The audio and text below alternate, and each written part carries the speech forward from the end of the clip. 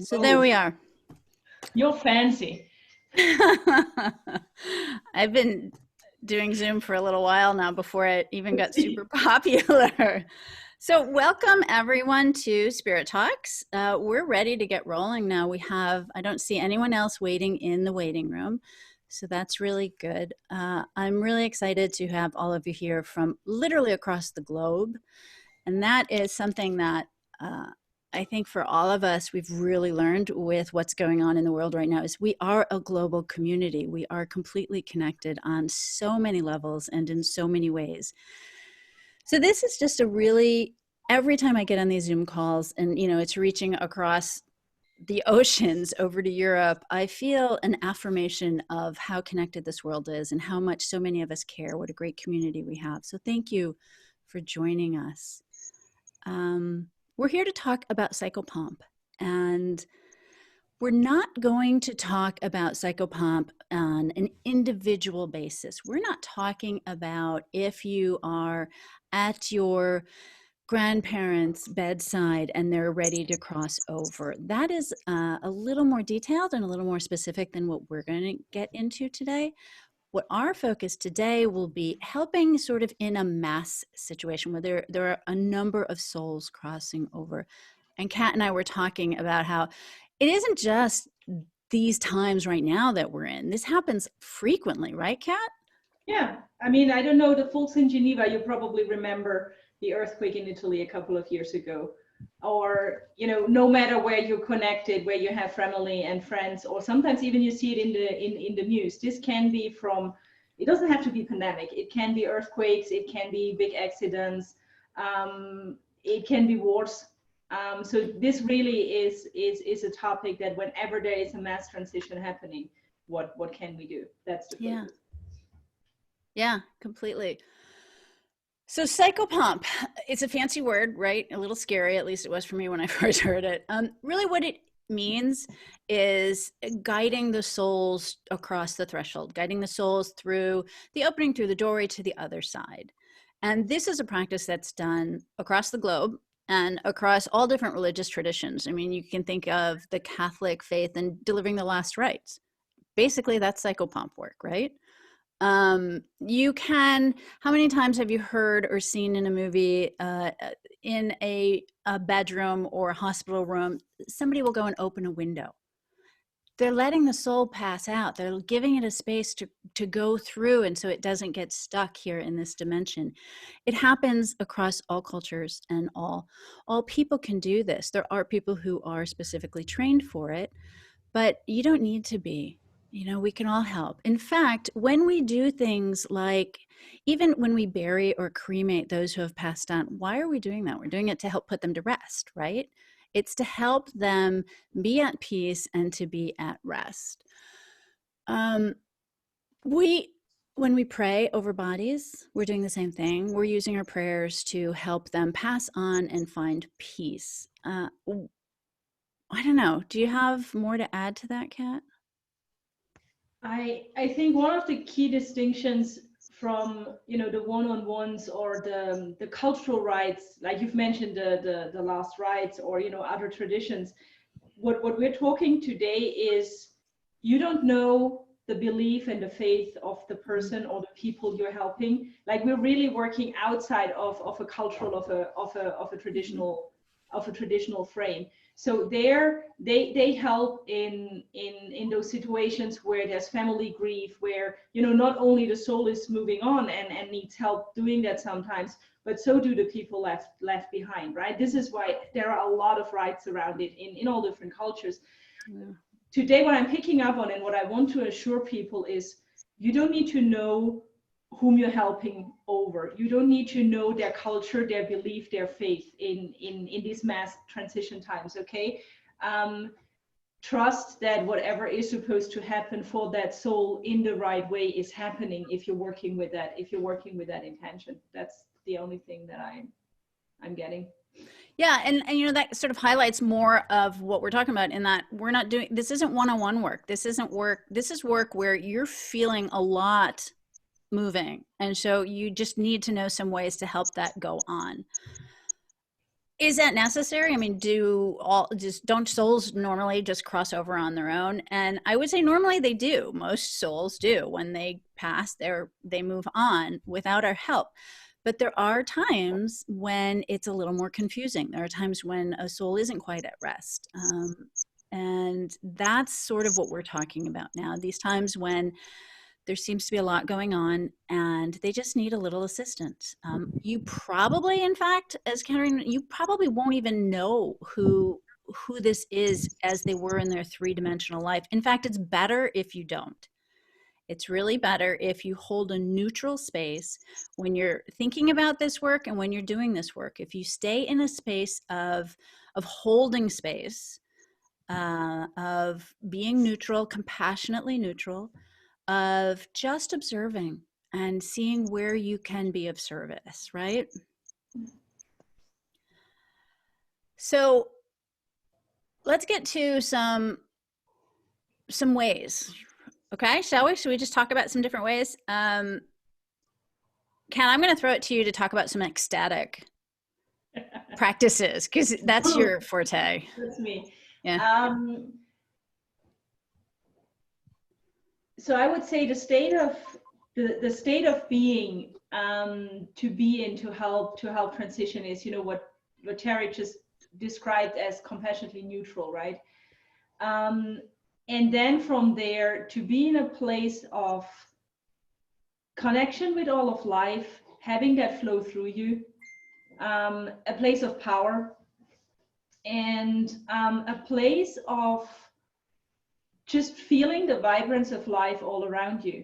That can be drumming, that can be rattling, that can be dancing, that can be chanting, that can be saying a prayer. We go through other methods that aren't necessarily, you know, that ecstatic in nature, but one of the easiest ways that will put you into that connection with all of life. So you're brimming with life force, with power, is drumming, is rattling, is dancing, is music, is chanting, mantras, whatever, you know, you name it, any of those sacred practices. And the good thing about that is if you do it with the intention of doing that in honor of the souls passing on, there's literally nothing else you need to do. You don't need to, like, where is it, what do I need to do, you know, up, down, like, no. You're creating a sacred space. You're creating a space filled with life and with power. And when I say life, I mean the circle of life. I mean life, death, rebirth. I mean it all. Yeah. So by you being that in that moment, everything can unripple. So you don't need to focus on something very specific. Your whole purpose is being a battery, basically. You're filling up with power, and you trust that the intention you hold before you dance, before you drum, and while you're doing that is doing the work. That's the beauty of sacred space. Yeah, is that very clear? Do you guys get that? Are there questions yet? I know it sounds super simple, but it is. So it is. It is super simple. So it is, like, so I'll share with you now sort of what brought this to the forefront for me. The other night, I had been feeling a little off for a few days, just not myself, just so much sadness and on the verge of tears almost all the time. And one night it just hit me that I couldn't take it anymore. So I went out to my teepee, my sacred space, and I just cried and I cried. And I thought this was mine. I thought I was crying because of stuff that was happening here. And then all of a sudden my drum called. So I picked up my drum, and then I knew. I started drumming. See, for me, drumming and allowing myself to cry when I'm feeling that way is self-care. And that's really important if you're going to do this work, that you take care of yourself. I was out there grounding in a very safe way, and I picked up the drum and started drumming, and all of a sudden I knew what was going on. This wasn't mine. This was a collective upheaval, a sigh, a sadness, some grief that was in the world. And the moment I started drumming, I see what I need to do. I need to help some people cross over. So I imagined sort of creating an opening and just felt all of a sudden all these souls just going into that direction. And I just kept drumming and observing and letting them go. I didn't need to know who they were or what had happened to them. I did get some sense of some things, but I stayed a little bit separate from that. I stayed in an observer position so that I could really hold this space. And I just drummed and drummed and drummed. And of course, the tears stopped because now I understood why I had been feeling that way. It wasn't about crying, it was about being of service and helping these souls cross over. And eventually I just was told, okay, that's enough. You can stop now. So I stopped drumming and I imagined whatever opening I had made closing. And that was it. And I felt so much better. I instantly felt better. And I knew, okay, so there is a calling for this and people need our help right now. So that was my experience. I stayed separate. I just drummed. That's all I did. Normally I go and drum when I'm walking in the woods. But in this case, the intention was to help the souls cross over. As soon as I knew that that's why I was feeling this deep, profound emotional state, I stepped into, okay, so now I'm going to be of service. I'm not going to be in my emotions. I'm not going to be crying for me. I'm just going to help. Kat, do you have any story you want to share? What I love about that story is that shift that you can feel where what Terri is describing is to have the information come from the outside, that something is out of balance, that something is going on, and it takes the time it takes to feel, and to let it in, and then to do the self-care, and then to do what you need to do without knowing why at that point, right? But just looking after yourself. So that for me is the first kind of very important piece in that story. Look after yourself. Mm-hmm. Don't rush, right? Like really look after yourself. And when you tell that story, I can really feel that shift from when it stopped being your story Mm-hmm. into this, like, and then I'm of service, and then I drum, and then I help move on. So funnily enough, that very same night we were doing fire ceremony here in the Yeah. woods in Geneva, and with drumming as well. And all three of us looked at each other afterwards. So like, this was a special night. And I felt, I mean, I always feel close to a few people that I work with, including Terri. So I didn't piece it together up until the next day when we spoke. It's like, okay, now then I understood why we felt called to really power up and to just put power in the fire, in the drums, in the song. So for me, it's when I do Psychopomp consciously, let's say, it's fire. I do fire ceremonies, very much the same that you described with the drumming. I would like a fire. I would have some offerings, maybe some branches, vodka. I'm coming from the Mongolian tradition, so a lot goes with booze. So I would put vodka in, and really just light that fire and sit with the magic of that fire, imagining that it really goes in all dimensions. It goes to all places. It goes into the earth. It goes into the heavens. It goes into all the winds. So it doesn't matter where and how a soul wants to transition. It's that magical place of a fire or a candle that is that, and sitting there feeding the fire, drumming or crying or singing or just sitting there quietly is all it takes. And then very much like you described, it always feels like there's a beginning where something opens, Mm-hmm. and then it transitions, and you might pick up on who, what, or not. And then at one point it comes to a close. So that for me is another important piece, that when it comes to a close, you close. Mm-hmm. Like if you've opened something, you close. If you've been engaged with something, you disengage. I don't want to say connected, but you held that space and then you step out of it. It is work. It is deep work, although it can be very simple and easy. So there is a start and an end. I guess that's an important thing as well. Yeah, it's really important. You also can't work with all of the elements when you do this. We had a little conversation earlier about how. So I don't usually work with water a lot. Those of you who know me well know why. But But I can definitely see for this work, for me, I can see going near a body of water and allowing that to be a portal that takes things away. Just, just standing there, sitting there and imagining it helping move these things out. Yeah, Vanessa? So I was listening to Kat and thinking that I prefer to work with fire too, as you know, and I have the same water thing, but I don't have fire available to me here. I live on an island for the time being, and so all I had was the ocean.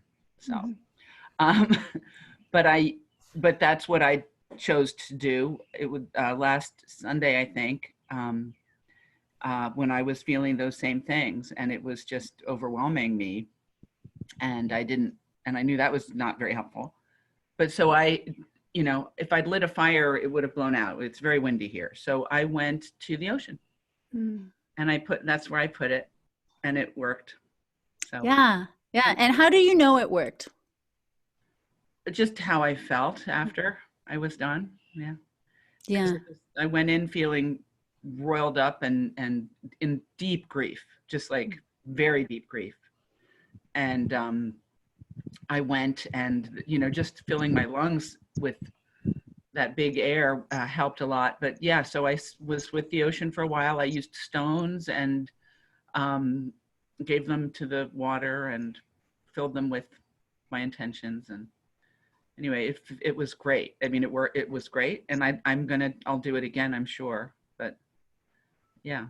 Yeah, that's a beautiful way to do it. So this is, thank you, V, for sharing. It just highlights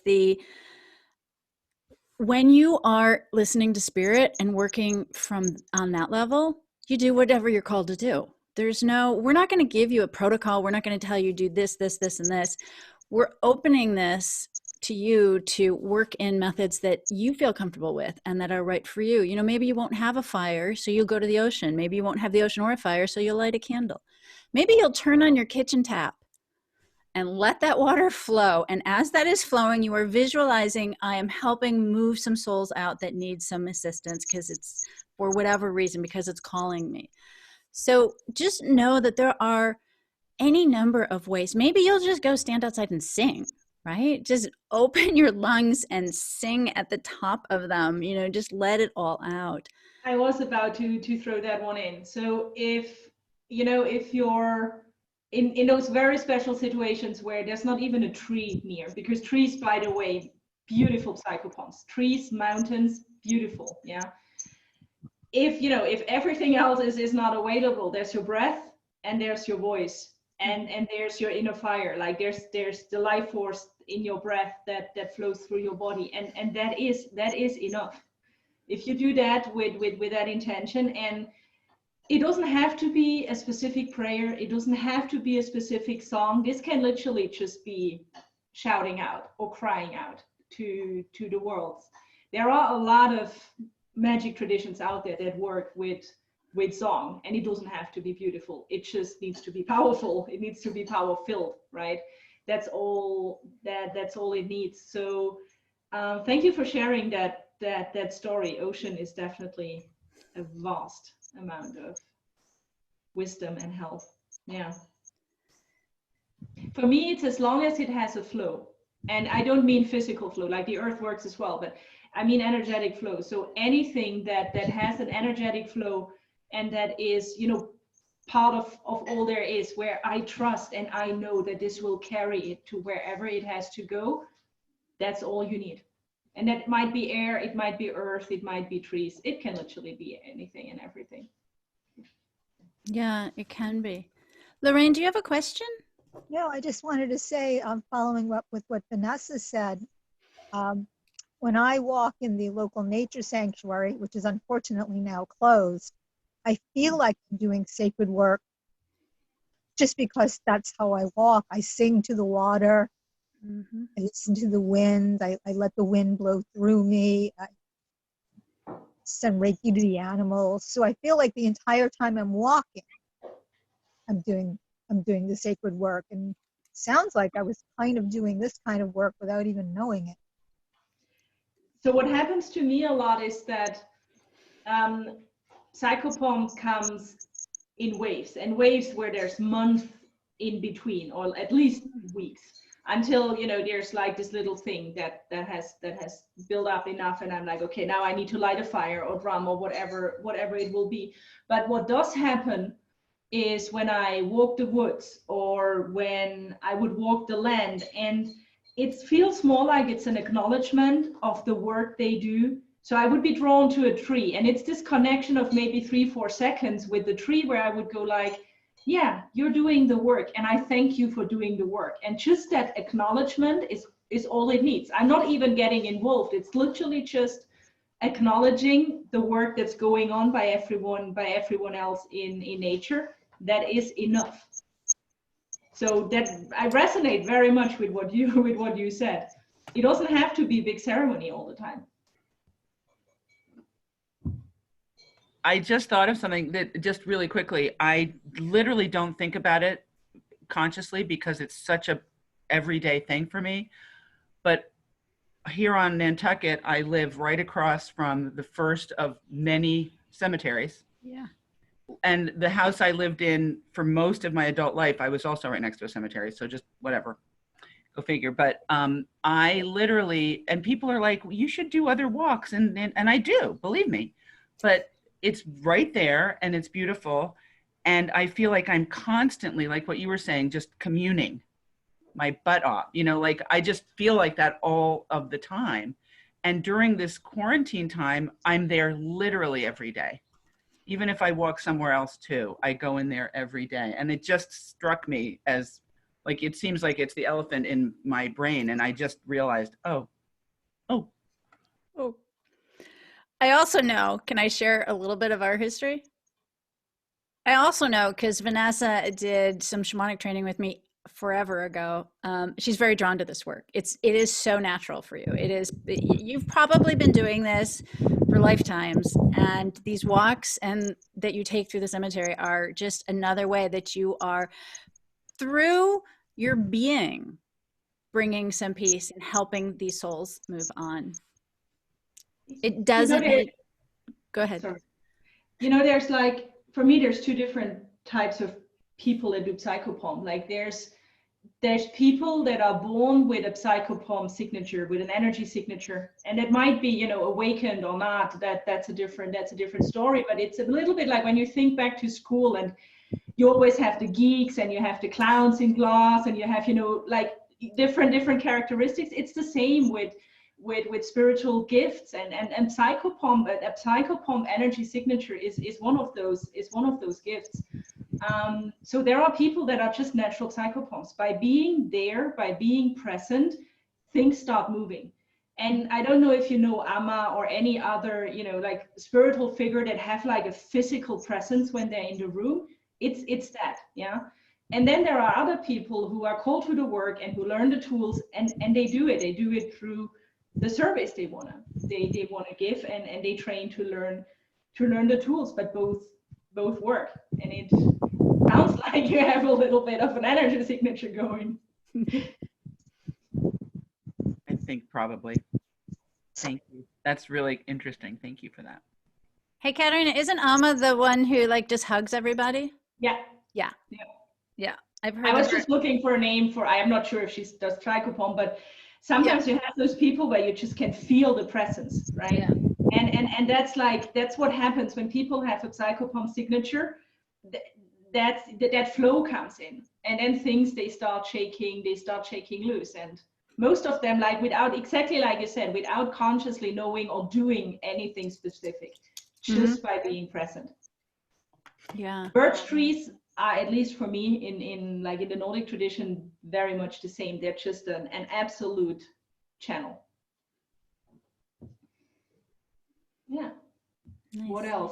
What else? Any more questions while we're here doing this? So I would like to throw it out there to ask you guys what you've been feeling around this issue, and have you been feeling this? What's going on with different ways that you've been helping do Psychopomp work And maybe you're just now realizing, oh, maybe I've been doing that when I took my walks out in nature, when I've been walking through the cemetery. Is there anybody who feels comfortable just sort of sharing some of what's been happening with them and things that they have done?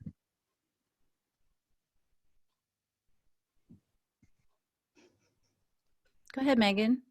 So I have also been walking through my local cemetery nearly daily, and I've been connecting to music in this time of isolation in a way that I haven't in years, and dancing more and just listening to a whole wide variety of music, not just my same old favorites, And on my walks, I always have my earbuds in, I'm my dog, and I go into that cemetery and I just sing and dance at the top of my lungs because nobody is around anyway. I mean, it's on a major street that cuts through my neighborhood.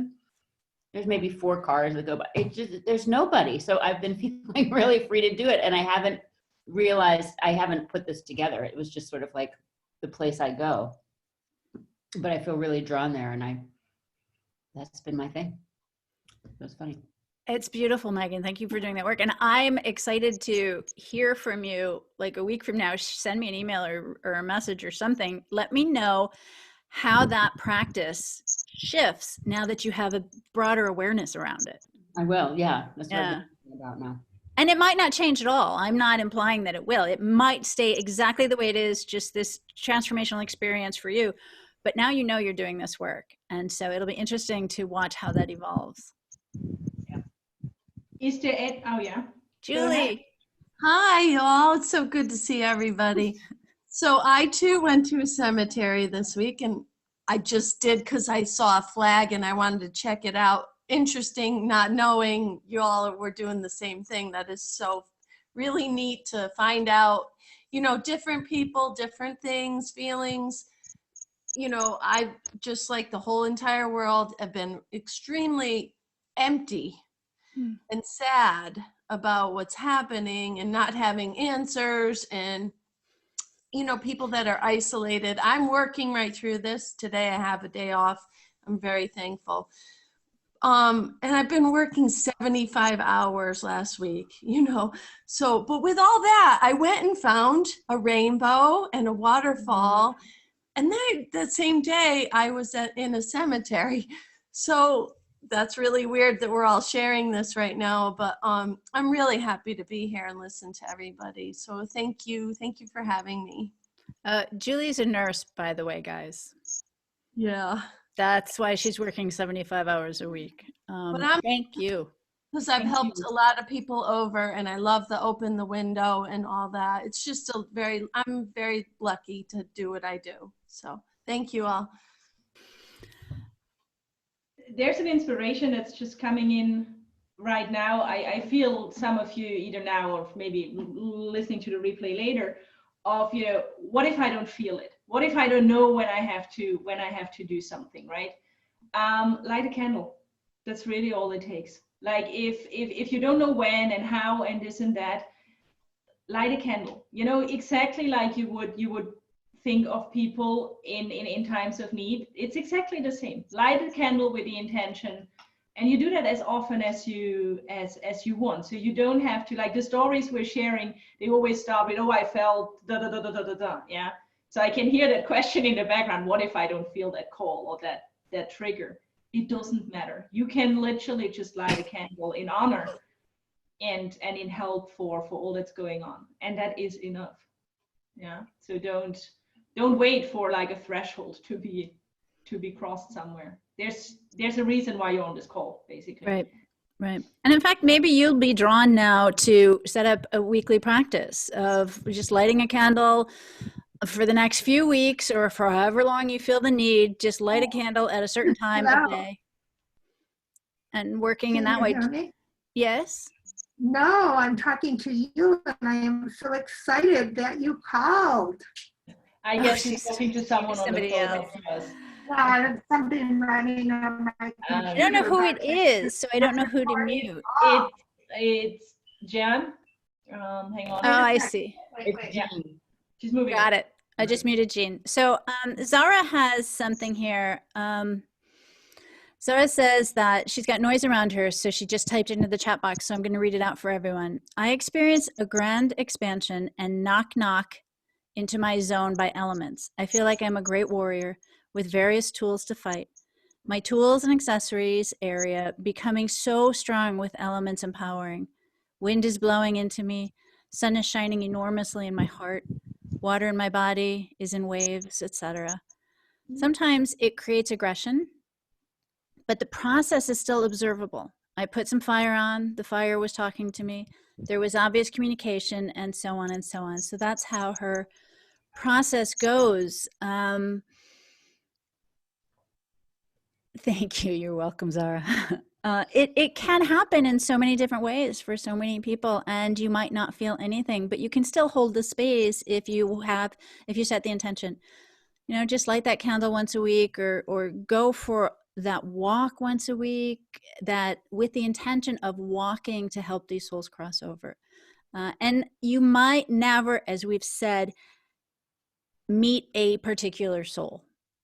It's not about that. It's about opening the space and holding the space and creating it in that way. It's not about, you don't need to know anything about who's leaving and who's passing and why they're going and what's going on.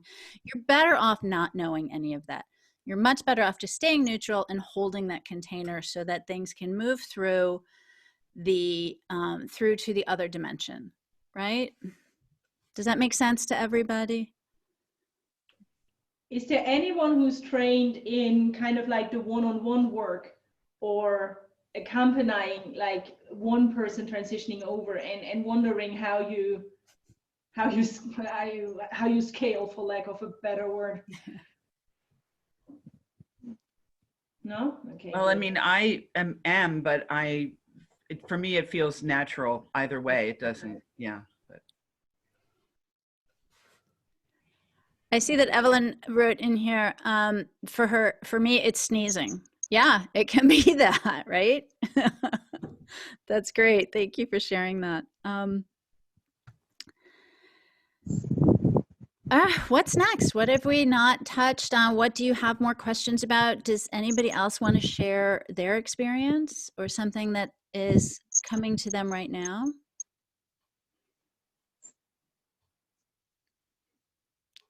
Go ahead.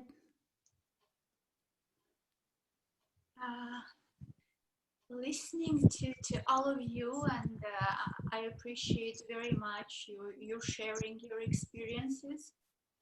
I realized that since all of this big time with confinement started, my main feeling or my main state of being would be peaceful. And I think only now I realized why, because I'm also working with people one-to-one and organizing meditations in this time, and helping them to find their state to cope with these times and to find their place within it. And I realized that my peacefulness is a kind of being ready, because somewhere I know that I can't know what will happen tomorrow, but I feel like anyway I need to be ready to and open to everything that might happen, and open to helping others, and also being resilient, because this is life, and we can't know for sure how all of it will unfold, but this is part of our reality. So thank you very much for sharing and helping me also understanding my state of being in all of it. Yeah, thank you for sharing that. Lorraine? Yes, I'm thinking back to the Australian fires Mm-hmm. and how much sadness I had over the billion animals and insects and creatures that were passing. And I remember trying to do some sort of work to help those souls pass. So I would imagine that we are talking about animals as well here. Definitely. Yes. All of life. All of life. Yeah. It can be for the plants, for anything. And I want to throw in too, since you brought it up. It's not, hang on. Kimet jumped out and she's asking to come back in. It's not just like in the immediate now. So there's stuff going on now, of course, but there are places on this planet that hold these energies and that need extra help. So you might be walking somewhere and all of a sudden feel like, oh, this is odd, but I have a feeling that there are some energies here that need to pass on. They need just a little bit of extra help, a little power. You know, it's time for me to become that little battery that Katharina talked about. It's very possible that places that hold this kind of trauma that we're talking about today, that they stick around for centuries. And so again, as you're becoming more aware of this work and how it resonates with you, how you understand it, how you work with it, just be aware that that is another level and another layer that could happen. You might be called to help the animals. You might be called to help some other energy form, because we're all just energy form after all, right? To move on. And it might not just be from this time, it might be from times in the past as well. Definitely. I would say Psychopomp is a thing to have in your toolkit in so many different ways. Like it helps the land. Mm-hmm. It helps like old cities. Like you know, it's coming up now because there's a global focus on it, but this is something that happens in so many different forms throughout your work, no matter if you're working shamanically or if it's Reiki or whatever, you know, your trade is. And I guess there's an element to it where there is no time and space, right, in one view of the world. So very often you're called to do something and you don't know what exactly the outcome will be, or why now, and why in this form. And in a sacred space, luckily all of this doesn't matter, right? So yes, it can be the situations like we've all shared, where you feel it coming up and then you're really called to do something. It can also be this like, I just feel this sounds bad, I just feel I need to light a fire here, like as in doing fire ceremony. Or you know, you talk to that tree and you're doing Psychopomp and there's no one around where you think, okay, I need to help you move on, but you're clearly doing the work. What I learned years later is that I was at a crossroads of ley lines. And this is where a lot of the cemetery, for example, is coming from. Like back in Europe, churches, cemeteries are nearly always on ley lines. So you feed power to the earth. So it wasn't about that place. It wasn't that there was trauma in the land or people around that needed, or beings that needed help passing on. I was literally doing the work in honor and for, to this date, I have no clue when and where. Yeah, so that happens as well.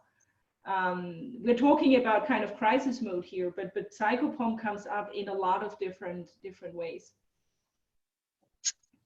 Yeah, very true. Very true. So we're nearing the end of our hour. Kimet, did you have a question? Probably a question, but just to share something from my end. I do Psychopomp during one-on-one sessions, either in ancestral healing format or current things going on. But related with this time, the confinements, Corona, COVID, whatever. Maybe in your state as well at 9 p.m. we have this since the beginning uploading the the nurses, doctors, all the people helping out there. And it is my moment to hold the space for them. When I say them, not only the people working, but people crossing. And it is like, for me, it is a kind of reminder if during the day things are just moving on and I don't have time for that. So it is my time to do the work. I can imagine those people working at the hospitals in whichever sense. It is heavy. It is very heavy for them.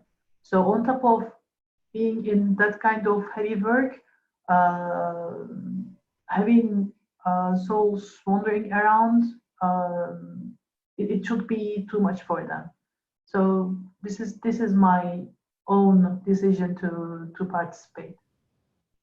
That's really beautiful. Thank you. We are doing it here too. We're clapping and singing at certain hours for the healthcare workers. And I hadn't thought of using that energy as a vehicle that helps move souls over. Thank you for that. Brilliant. All right. Kat, do you have anything more that you think we need to touch on? Any more questions, guys? Any more comments or thoughts? I would just like to invite people, like if you're, I hope you feel equipped and empowered of doing that work in whichever way and form is yours. If anything comes up after this talk, reach out to us. Yeah, the idea is to give you enough insights and to give you enough examples so that you can really do it in your very own way. So if anything comes up, let us know. It is beautiful work and it is sacred work that is really needed. So do reach out. Yes, please. We're here. Thank you all so much for coming. Thank you, Kat, for doing this with me. I love working with you. Thank you for setting it up. Yay. I'm just imagining this morning I woke up having my coffee thinking about when I was last in Geneva and we all got to sit in circle together and how special that was and how much I can't wait to be back. We're hoping for October, right? I think we still are. Yes, we're still on for October. We're still on for October. Good luck with that. Good luck with that. Yeah, I know. We're going to remain hopeful. Both Kat and I, as we started with, we work shamanically. If you have any questions about the work we do or any questions about this call or any of the other calls that we do, just as we said in the beginning, reach out to us through either of our websites. We're going to send you a thank you email after this just to circle back and let you know that we're still here for you. And in that, we'll include links to the websites just to make your life easier. I think if that feels good to everyone, if there are no more questions, I would like to, I don't know, what do you feel about this, Kat? Just close with a moment of silence, of just to do, honor that this is happening in the world right now, and you guys have all shown up to help assist with it, to honor everyone who's working so hard and all of those who have crossed over. And know that even just this simple, few seconds that we hold that in our heart and send that intention out there, that we're helping the process, we're helping the flow. So just, if you could, get comfortable, close your eyes if that feels right, you don't need to, and just say, whatever feels right in your heart, just thank you. And that's it. It's really that simple. You're welcome to come back whenever it feels right for you. These aren't complicated practices. It's about intention and focus and power and love and observing and holding space, and doing what you're called to do when you're called to do it. Right? So hopefully we'll see you guys again soon. I am holding a May 6th, I have a shamanic healing circle scheduled, which we meet like this. So you're welcome to join in on that. Katharina is doing circles ongoing too. I don't want this to become a plug for us, but maybe just what's the next thing you're offering, Kat? We have a weekly online circle that is Tuesday. It's Tuesday, 8 p.m. Geneva. Yeah, we'll do the math. We'll send it in the email. I'm not going to commit to any time that it's somewhere else on the world. But we've kind of very consciously, you know, put a spot for Europe evening and then midday and mornings around the world. So hopefully a time when we can all connect. And it's a community circle. We talk about the topics that come up very much like this, share and then have an hour of community, of sharing, of fun and of sacredness, and then we move on. So that's Tuesday. Yeah, so if you enjoyed this and you're looking for more ways to connect, that's just two of the little things we offer. We'll put that in the email to you too. That's it. Thank you all so much. I really appreciate you being here, and have a beautiful day, evening, whatever it is, whatever time zone you're in. Thank you guys for sharing. Thank you. Thank you so much. Thank you. Take care. Thank you. Bye. Bye. Bye.